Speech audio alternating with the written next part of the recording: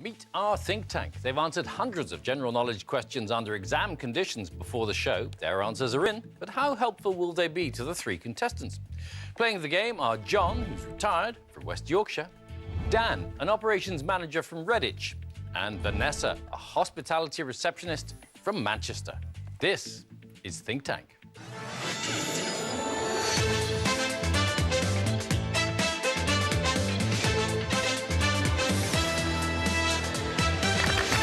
Welcome to the show. Welcome, as ever, to our think tank, our panel of the great British public, with dates of birth ranging from the 1940s all the way through to the 1990s. Our think tank have more than 300 years of life experience racked up between them, and one of them has got a third of them.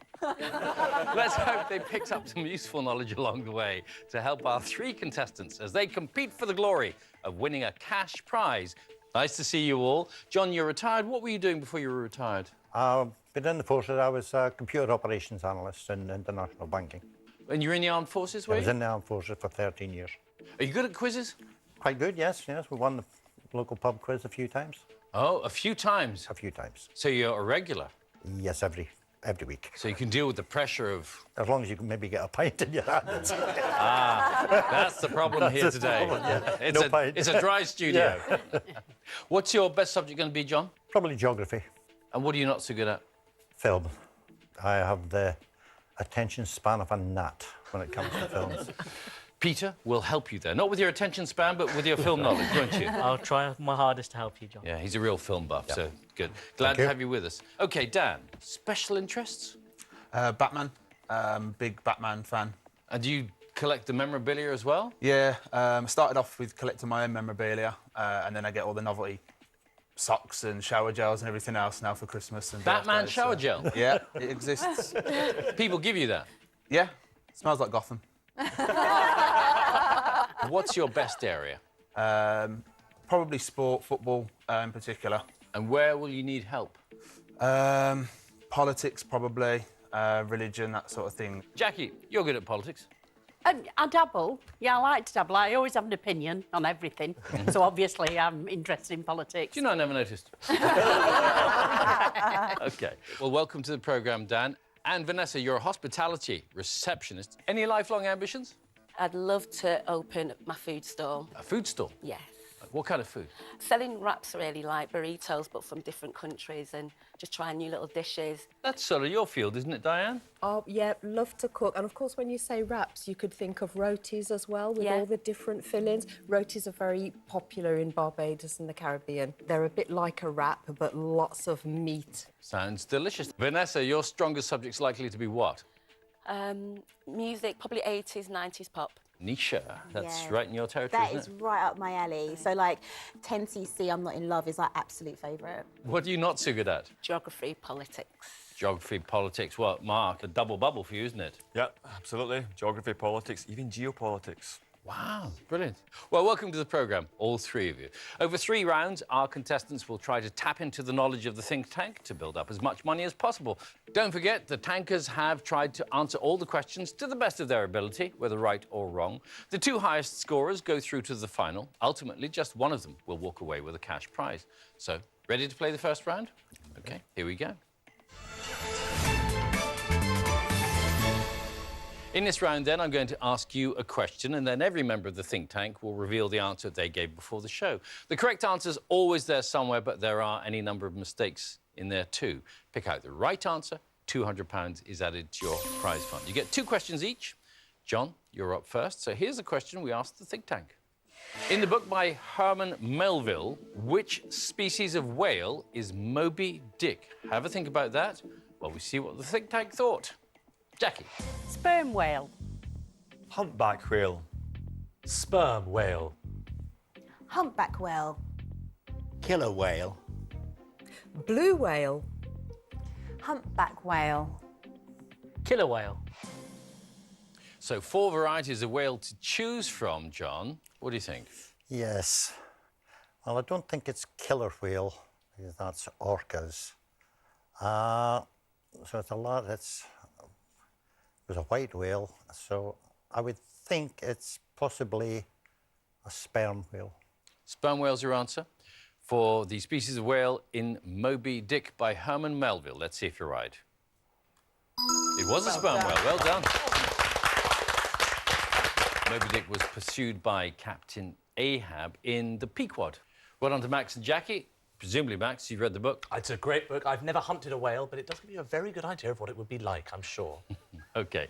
£200 to you, John. That gets you off the mark. And Dan, we come to you for your first question. Who plays the title role in the 2016 film Dirty Grandpa? Here's what the think tank made of that one, starting with Jackie. Clint Eastwood. Robert De Niro. Robert De Niro. Johnny Knoxville. Clint Eastwood. Tom Hiddleston. David Walliams. Robert De Niro.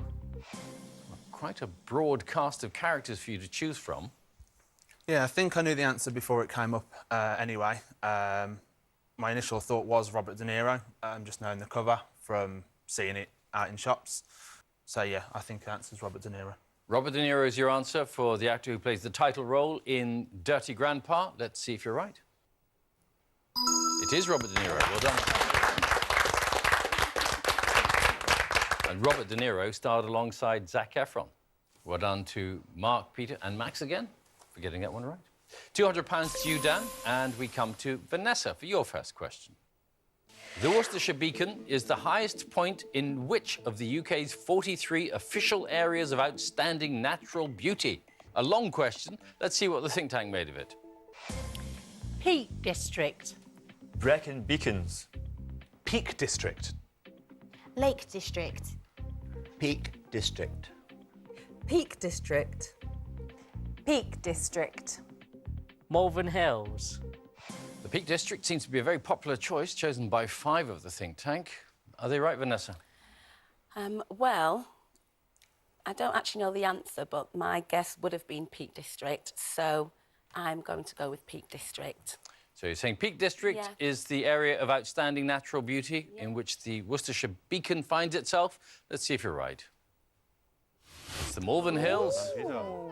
Only Peter got that one right. Have you been there, Peter? I have. I've tried to push my bike all the way up and then push it all the way back and then cycle all the way back down, but it's such an effort to cycle all the way up. So that's why you remembered it? Yes. OK.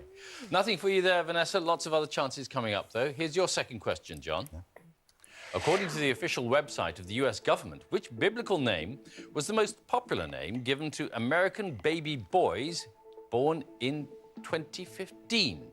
Here's what the think tank made of that one. Joshua. Michael. John. Abel. Joshua. Jesus. Noah. Adam. Well, a nice array of names, but there's only one going to be right. What do you think, John? Yes, quite a collection there. I don't think it would be sort of Michael, John. They tend to be sort of old-fashioned. I would say Jesus. OK. You're saying Jesus is the most popular biblical name given to American baby boys born in 2015. Let's see if you've chosen the right one. It's Noah. Noah. Liam, Mason, Jacob and William made up the rest of the top 5. Oh. Lucy, you got that one right? Yes. Was it a guess or did you know?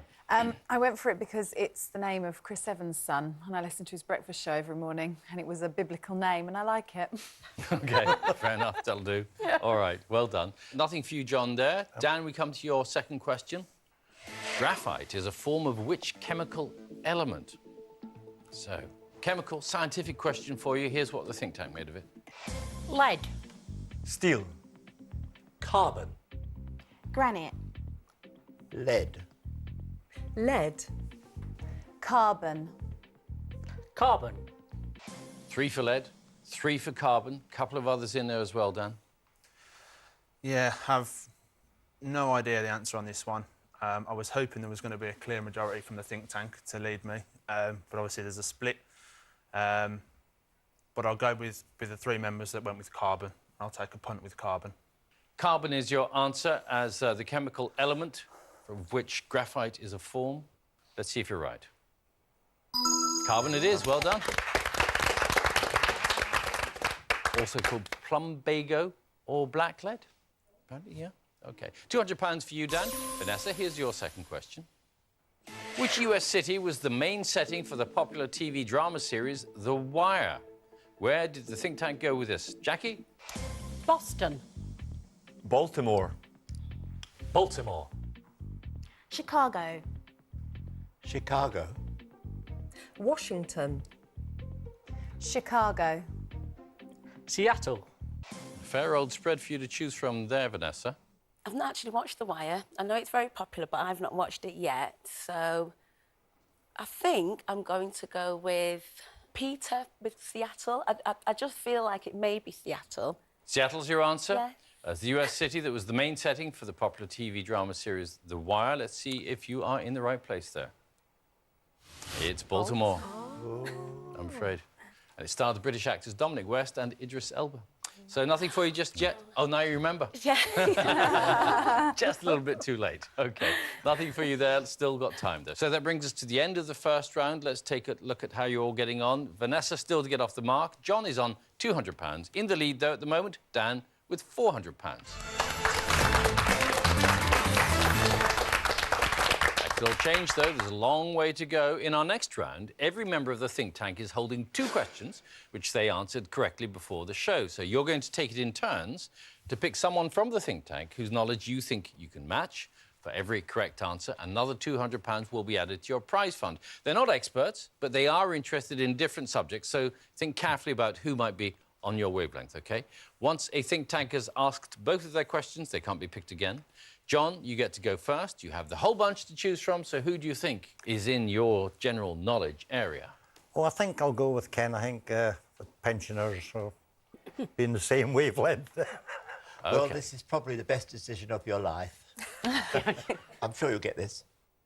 Which English singer, born in 1917, was nicknamed the Forces Sweetheart during World War II?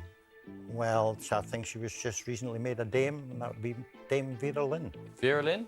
That's 100% correct. Well done. And famously, she sang The White Cliffs of Dover and We'll Meet Again. £200 for your running total, John. Dan, you're up next, and you still have the whole tank to choose from.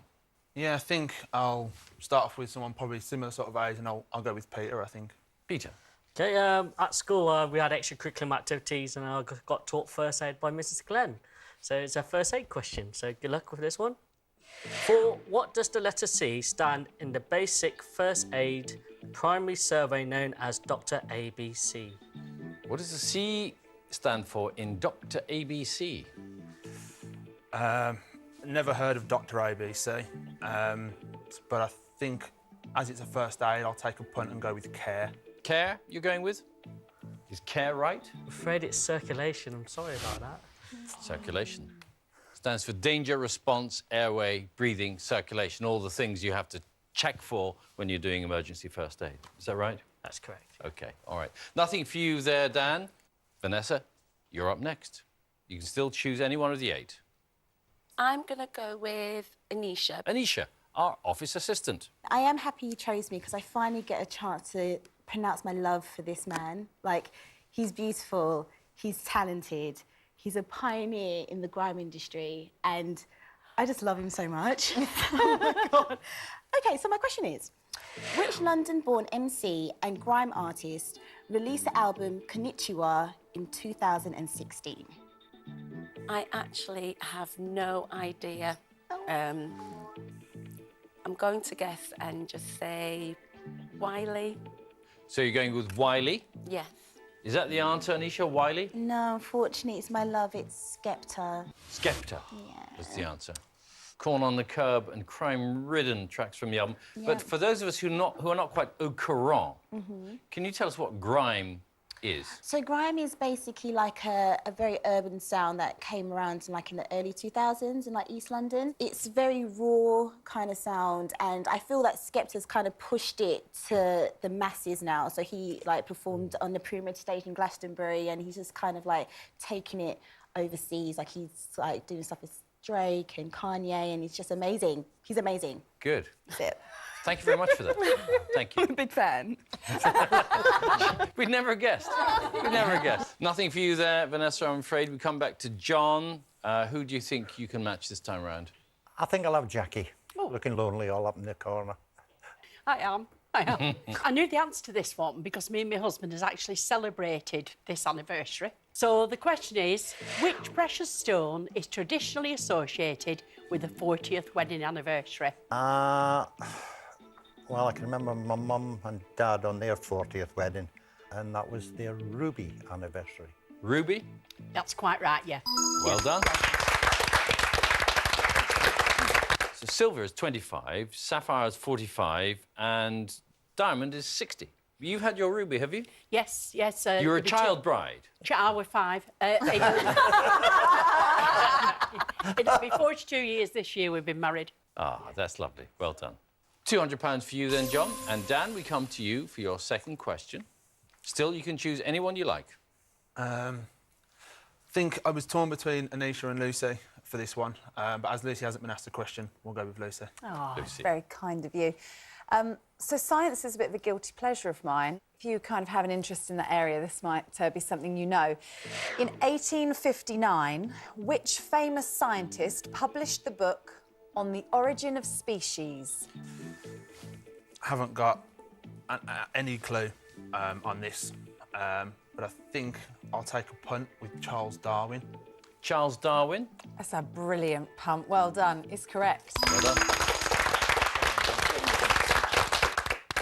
And that was the book in which he proposed his theories of natural selection and evolution. Well done, very good guess. £200 for you. And Vanessa, we come to you again. Still all 8 to choose from.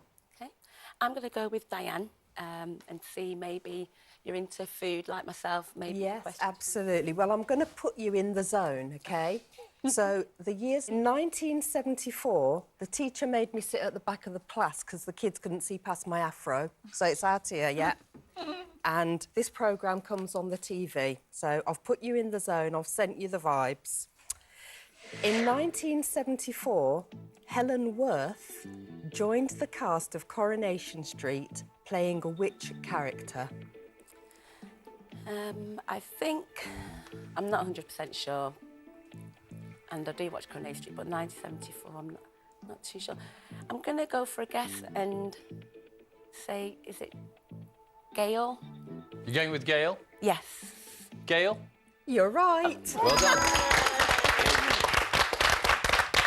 We've let you have just the first name because Right. she's had any number of second names, hasn't Yeah, she? yeah, She's been that's married to so true. many different people. So what did she start as? Gail Tilsley? Yeah.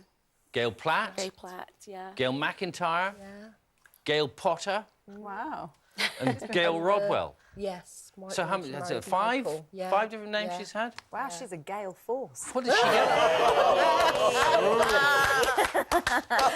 I'm so sorry, they get no better. No better. Well done, Vanessa. £200 for you. John, we come back to you, and you can still choose anybody you want to. I'd like to choose Mark, please. Mark. The world lost one of its great musical artists when Prince died. The silver lining to that particular dark cloud is that we got to listen to a lot of his music, our albums that we hadn't previously heard. This question relates to that. Prince recorded the soundtrack to which 1989 Tim Burton film? Tim Burton films. Oh, what's the name of it? It wouldn't be the Rocky Horror Show. Is that your answer? That's for sure. The Rocky Horror Show? It's a good guess. There was a lot of makeup in this film as well, but it was actually Batman. Batman was the answer. Perfect question for you, Dan. It would have been. It starred Michael Keaton in the title role, so nothing for you there, John. Dan, we come to you for your next question, and amazingly, you still have the entire tank to pick from. Yeah, I think this time, as I didn't pick her last time, I'll go with Anisha this time. Anisha. Okay. Hey, Dan. Hi. My question is, in April 2016, the model and entrepreneur Black China announced her engagement to which man? Haven't got any idea about this one either. Just trying to think who might have got engaged or would have been in the news this year. I don't think it was, but I know that he recently got engaged or married with Rupert Murdoch, but I don't think that's her answer. Rupert Murdoch? Yeah. Is your answer? Maybe. Is that right? That would be hilarious. Oh my God, it's not. It's Rob Kardashian. Don't feel Rob bad because Kardashian. it's useless knowledge, so you don't. Rob Kardashian's the brother of Kim, Courtney and Khloe. Tell you who did get married to Rupert Murdoch was Jerry Hall. OK. So nothing for you there, Dan. Vanessa, your next question. Ask anybody apart from Anisha. OK. I'm going to go with Lucy this time. This is a bit of a military question. I live down in the southeast and have visited this place a number of times, so I knew the answer to this one. Hopefully you will as well. OK. Who ordered tunnels to be dug into the White Cliffs of Dover in 1940 for an artillery battery that fired shells at enemy shipping? I have no idea at all. So I'll just say, like, Henry Phillip. I'm just making up an area. Actually don't know. Sorry. Henry Phillip? It's a guess. I It's a don't guess. know. Henry I've Phillip. got no idea. You never know. I mean, he could have been the head of some secret agency. You never know. But the man masquerading that he made the decision was Winston Churchill. Oh, Winston Churchill, OK. Yeah. I There didn't you know go. it, but then I could have thought of Winston Churchill was the answer. He was Prime Minister at the time. It was called the Fan Bay Deep Shelter. You'll remember it now. There you go. that. Yeah. OK. Nothing for you there, Vanessa. That brings us to the end of the round. Let's see how your prize funds have changed. Vanessa's on £200, but in the lead and tied on £600 are John and Dan. You picked 3 questions each, but none of you chose to hear from Max, and he's a very sensitive fellow, so he wants to show us how clever he is.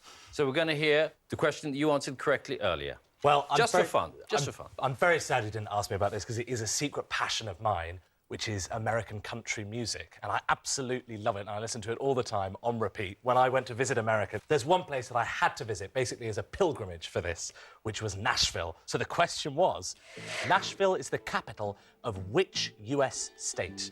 Maybe you know this one at home. Nashville, the capital of which US state? Any thoughts? Tennessee. Tennessee, very quick out of the traps. John, is he right? Oh, John, you're absolutely right. It is Tennessee. So, since you love country music so much, Max, why don't you just play us a little bit? I mean, we don't have our choir master Cleve with us, but I could do maybe a couple of bars of Taylor Swift, Shake It Off. I stay out too late. I've got nothing in my brain. That's what people say. Hey. Ooh. That's what people say. Ooh. And the plays and the songs.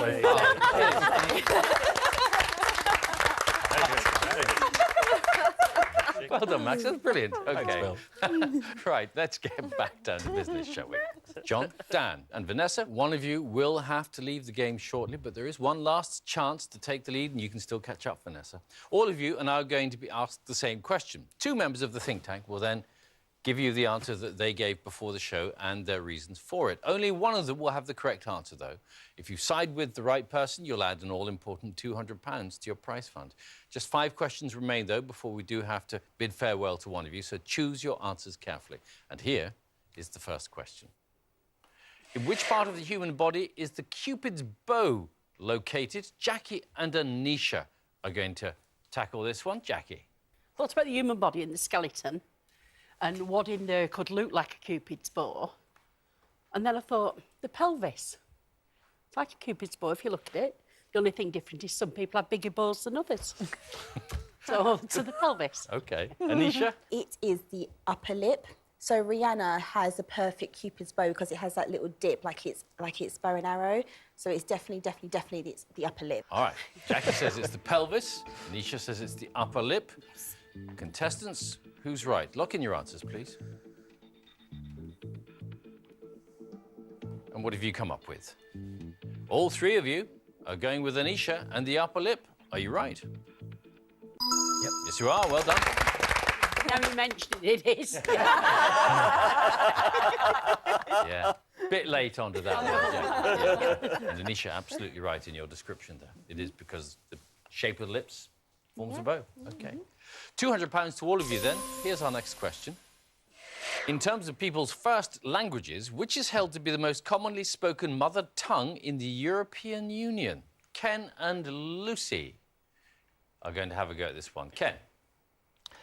When I was at school, I was taught French. But being a poor working class boy, I gave up French and took something more interesting. I wish I'd have kept French because I think that French is the language most used in Europe. Lucy?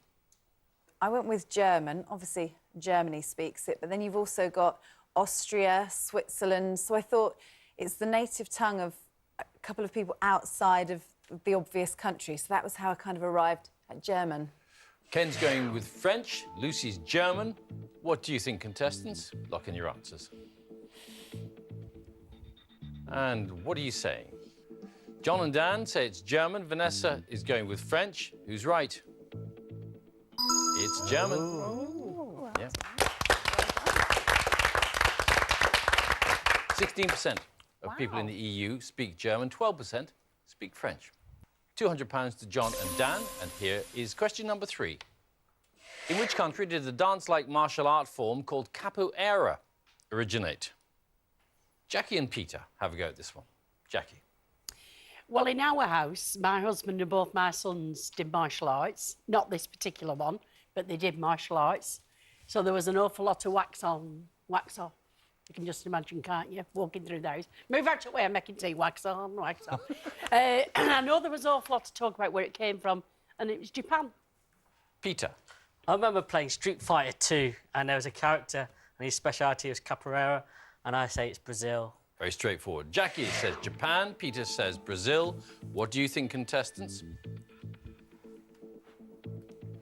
Where have you gone with this one? All three of you say it's Brazil. Let's see if you're right. Brazil it is. Well done. £200 to all of you. Just 2 more questions in this round. And here's the next one. According to a 2015 survey by BBC Good Food magazine, what food causes the UK the most concern? Ken and Diane can worry about this one. Ken.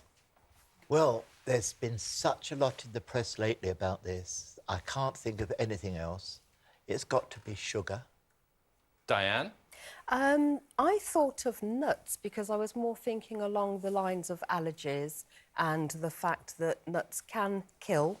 A lot of people have an allergy to even the smallest amount of nut in foods, and that was the one that I went for. Ken says it's sugar. Diane is going for nuts. What do you think, contestants? Lock in your answers. So what have you come up with? Let's see. All three of you say sugar. Are you right?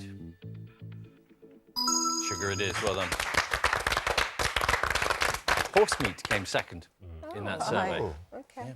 OK, £200 to all of you. Here's the final question in this round. Which is the national tree of the USA? Mark and Max have a go at this one. Mark. Well, before the United States of America got its independence, it was a colony of the British Empire. I do think they probably kept on some cultural elements, and I think it's the oak tree. Max? Well, I think after the revolution, they wanted to break away and cling onto a tree that was native to their land. So I'd say the redwood, just like the America itself, the redwood is big and it keeps growing and it grows up nice and tall above all the other trees. And I think it's an added poetic element. The redwood, its seeds especially adapted to grow after forest fires. So I think, in a way, America rose out of the ashes of its revolution and the war in 1812 to grow into a great mighty nation, just like the redwood. Are you running for office? Two very persuasive answers from Mark and Max there. Only one of them is going to be right. Contestants, have a think and lock in your answers. What have you come up with? Well, John and Dan have gone with redwood. Vanessa says it's oak. Who's right? Oak is the right answer. Sometimes brevity triumphs over. Voted for by the US public in a poll in 2001. I'd have voted for you, Max. Well, you can't trust the public, can you, Bill? OK. £200 to Vanessa.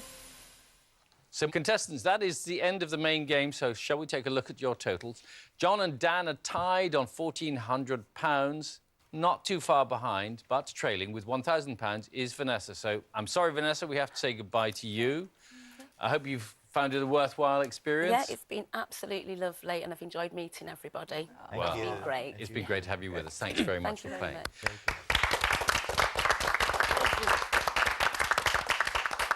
much. Well done, John and Dan. You two will now compete to take home the money you've earned so far in our final. So, John, if you were to win, how would you spend your prize money? Well, it's a long time since I've been up around the north of Scotland. So I think I'd like maybe hire one of these nice big mobile homes and drive up around there and see what's changed. Beautiful. Choose the right time of year. Yeah. OK. Dan, what would you do?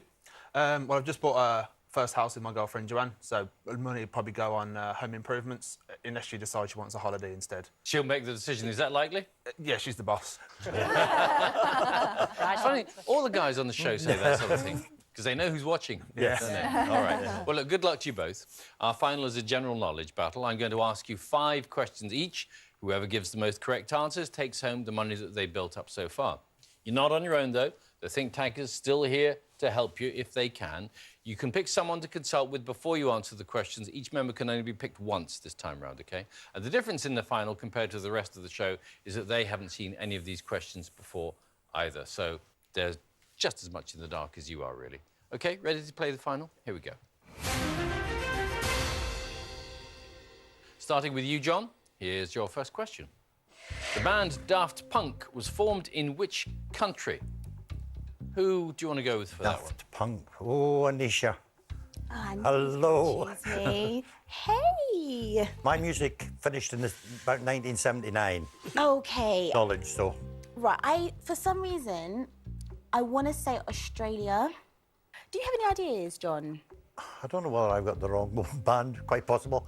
I thought they were French. You know what? I will probably, when you said that, that kind of sparked something in me. So I think maybe let's go for that continent and let's just say maybe French. We'll go with France. You're going to go with France as the country in which the band Daft Punk was formed. Let's see if you're right. France is correct. Well done. Very good. So, John, you are down with the kids That after was all. it. And the hits include Get Lucky and Harder, Better, Faster, Stronger. That puts you 1 ahead. So, Dan, your first question. How many yards are there between the wickets on a standard cricket pitch? Who can help you here? I'm maybe hoping Max might know the answer to this one, perhaps. Oh, now, Dan, I haven't played cricket since I was yay high, so the yards probably seemed a lot longer then. I mean, when was the last time you played cricket? I don't play any cricket, but I go to watch it quite a lot. Now, how far away is it when you're watching it? I would have guessed perhaps... I'm trying to think of it in terms of like, other things like football pitches and yards in terms of that, so maybe something around sort of 15, 18. Yeah, I think somewhere around 15 yards. Seems like a reasonable estimate to me. I'd endorse you on that. 15, is that your answer? Yeah. So you're saying there are 15 yards between the wickets on a standard cricket pitch. Let's see if you've got the right number there. It's 22. Oh. 22 yards on a standard cricket pitch, yeah. So nothing for you there, Dan. John, you lead 1-0. Here's your second question.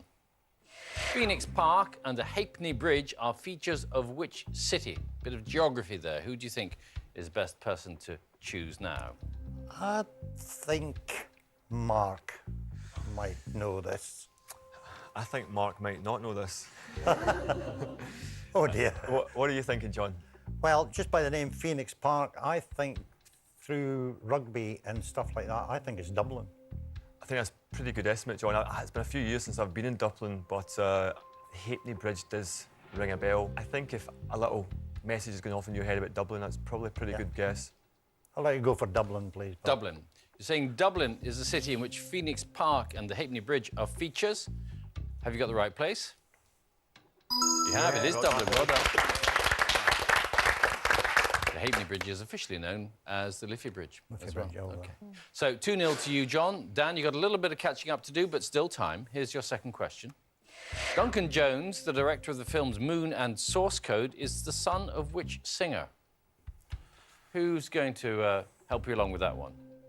I'm hoping maybe Peter's got a little bit of film knowledge. Might be able to help me out with this. Peter? I have seen the film Source Code. I've not quite seen Moon, but I don't really know. But looking at Jones, it couldn't really be Tom Jones. Yeah, my inclination would have been, just from the last name, would have been Tom Jones. That's where I would have guessed. No, I think I'll probably, just because of the last name, I'll probably take a punt with Tom Jones. Tom Jones is your answer, as the singer whose son is Duncan Jones, the film director. Let's see if you're right. It's David Bowie, the late David Bowie. His son was Duncan Jones. And Duncan Jones also directed the 2016 film Warcraft. So still no score for you there, Dan. John, here is your third question. What type of creature is Rikki Tikki Tavi, who features in a story by Rudyard Kipling? A literature question. You can choose from Jackie, Ken, Diane, or Lucy. I'll go with Jackie. I don't know it. I don't know it, but... No idea. I got a feeling it might be a snake. Have you got a feeling? A snake? Yeah. Right, because what sort of creatures were there in that story? Do you know the story? Is it not from the Jungle Book?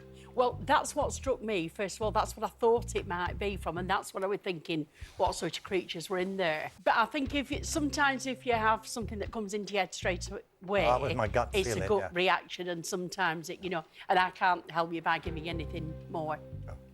I'll let it go with snake, Bill, please. Going with snake as the creature that Rikki Tikki Tavi is in that story by Rudyard Kipling. Let's see if you're right. It was a mongoose.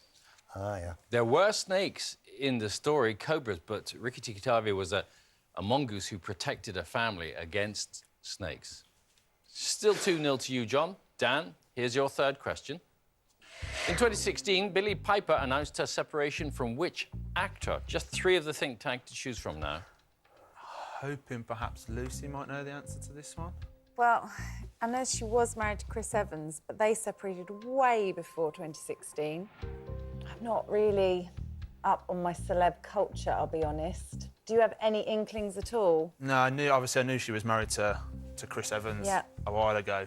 And I'm trying to think in things she's acted in since that she might have met someone through acting. She was in Doctor Who, wasn't she? Yeah, and she was in, who did she act with? Was it Christopher Eccleston in that? Might take a punt with Christopher Eccleston. Can't think anyone else like she might have crossed. Yeah. It's at least somebody that she will have crossed paths with, ergo might have chosen to marry. Yeah. Who knows? I'll take a punt with Christopher Eccleston, I think. Bill. Christopher Eccleston is your answer. OK. As the actor from whom Billie Piper announced her separation in 2016, have you got the right person? Lawrence Fox. It was the name we were looking for. Lawrence Fox, who plays in Lewis, as Lewis's sidekick. So, still 2-0 to you, John, but if you do get this answer right, it'll mean Dan can't catch up with you, and you will be today's winner. OK? All right. Here, then, is your fourth question. Kareem Abdul-Jabbar was a leading name in which sport? Just 2 left to pick from, Ken or Diane? I think I like to go with Diane. She looks as though she's really into sport. I am. I am so steeped in sport because my husband insists on having it on a 42-inch screen TV in front of me. However, this name doesn't ring a bell. Looking at the name, I'm thinking what is coming to my mind for some reason is cricket, because I'm wondering if he might have been in maybe Indian team, Pakistani team.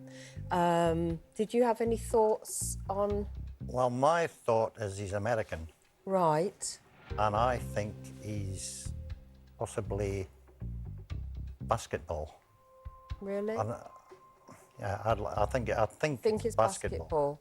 Well, if you think it's basketball, I would go with that. I will defer to that one. Yeah, I'd like to go with basketball, please, Bill. Basketball. You're saying Kareem Abdul-Jabbar was a leading name in basketball. If this answer is right, you'll be today's winner with your prize fund of £1,400. OK. Basketball. Is that the right answer?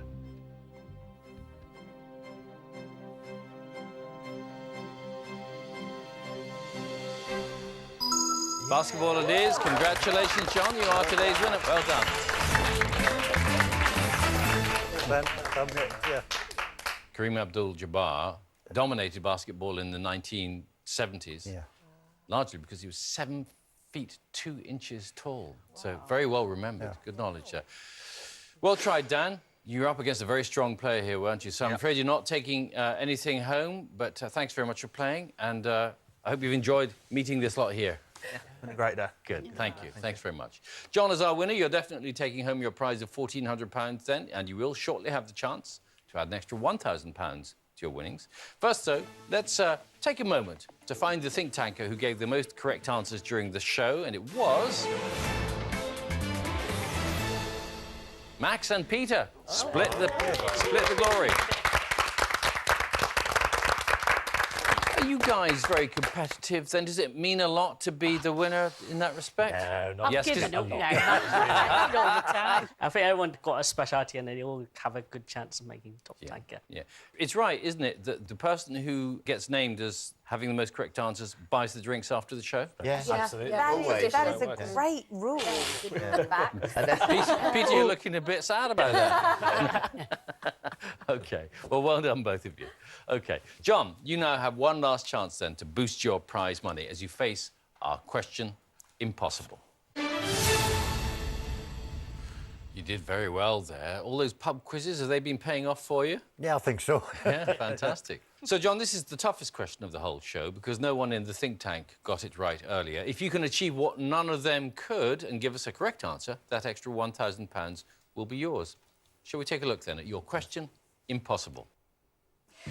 Rufus Norris took over as the artistic director of which institution in 2015? Don't answer just yet. We're going to give you a little bit of help because we're going to take a look at the wrong answers that the think tank gave earlier, and this will rule a few things out for you. So here's what they said. National Gallery, the Royal Opera House, the English National Opera, Saatchi Saatchi, the Victoria and Albert Museum, the RSC, National Gallery again, and the Royal Opera House. It's none of those. So what do you think the right answer could be, John? So it's obviously some artistic type of institution. I'm thinking some sort of, maybe even the Royal Ballet, or could it be the Tate Gallery? I'm going to go with the Tate Gallery. You're going to go with the Tate Gallery? Yes. OK, that's your answer. Rufus Norris took over as the artistic director of which institution in 2015? For an extra £1,000, you're saying it's the Tate Gallery. Let's see if you're right.